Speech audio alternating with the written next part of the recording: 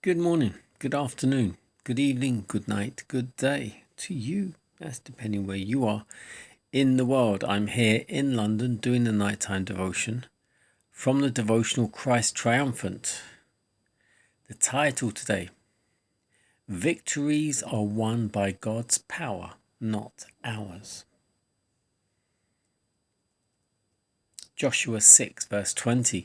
And it came to pass, when the people shouted with a great shout, that the wall fell down flat, so that the people went up into the city, and they took the city.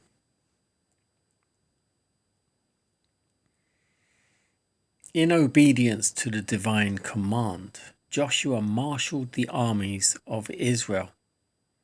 No assault was to be made. They were simply to make the circuit of the city, bearing the ark of God and blowing upon trumpets. First came the warriors, a body of chosen men, not now to conquer by their own skill and prowess, but by obedience to the directions given them from God. 7 priests with trumpets followed. Then the ark of God, surrounded by a halo of divine glory, was borne by priests clad in the dress denoting their sacred office. The army of Israel followed, each tribe under its standard.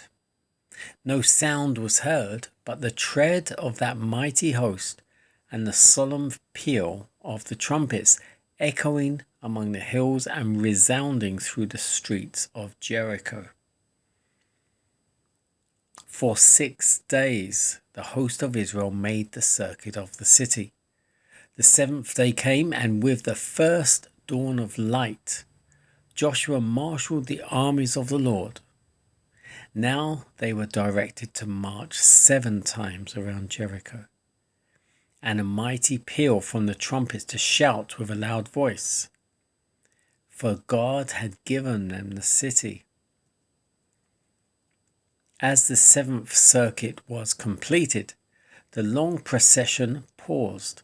The trumpets, which for an interval had been silent, now broke forth in a blast that shook the very earth.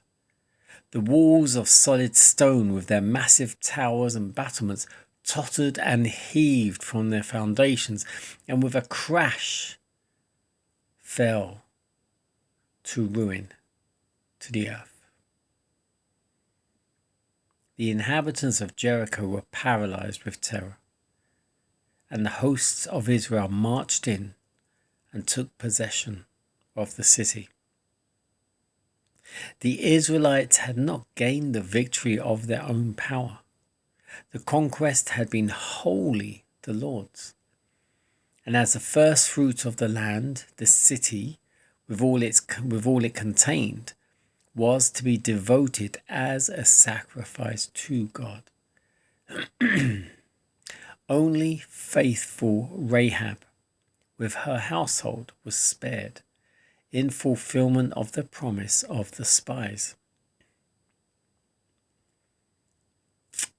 The utter destruction of the people of Jericho was but a fulfillment of the commands previously given through Moses concerning the inhabitants of Canaan.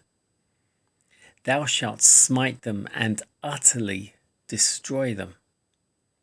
To many, these commands seem to be contrary to the spirit of love and mercy enjoined in other portions of the Bible, but they were in truth the dictates of infinite wisdom and goodness.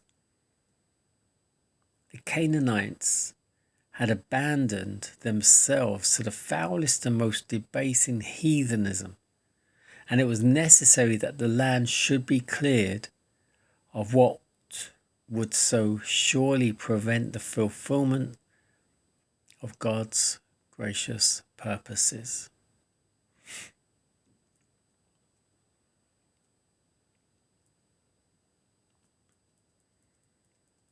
Victories are won by God's power, not ours. Once again, this is a perfect example of where we have a huge problem or mountain blocking us, or a giant. And this is where the scripture, the battle is not ours, it's the Lord's. We need to wholly trust him. When he says go, then you go. When he says sing, you sing. When he says fight, you fight. When he says stay silent, you stay silent.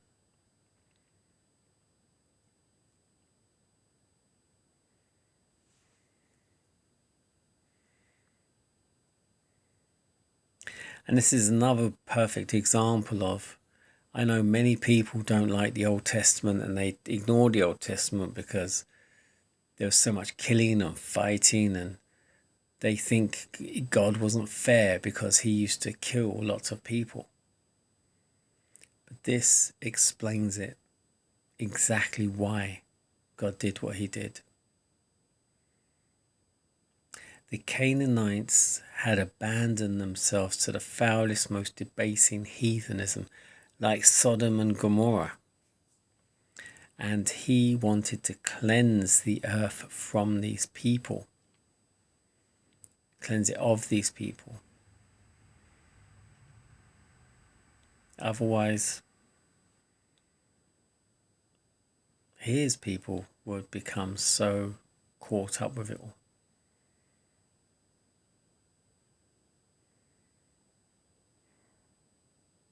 God wanted to preserve Israel, the people of Israel, his people. And that's still today. And this is why we need the Bible, Old and New Testament. Because without one, you cannot have the other. The Old Testament prophesies about the new, Jesus. And the New Testament is the fulfillment of the old, Jesus.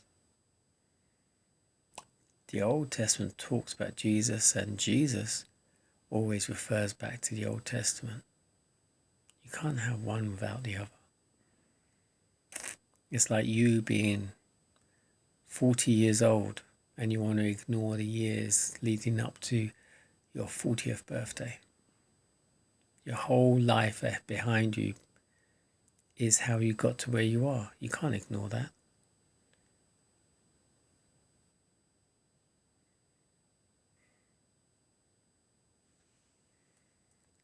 Trust and obey. Be still and know that he is God. And the battle is his. It's already won. He's already won that battle.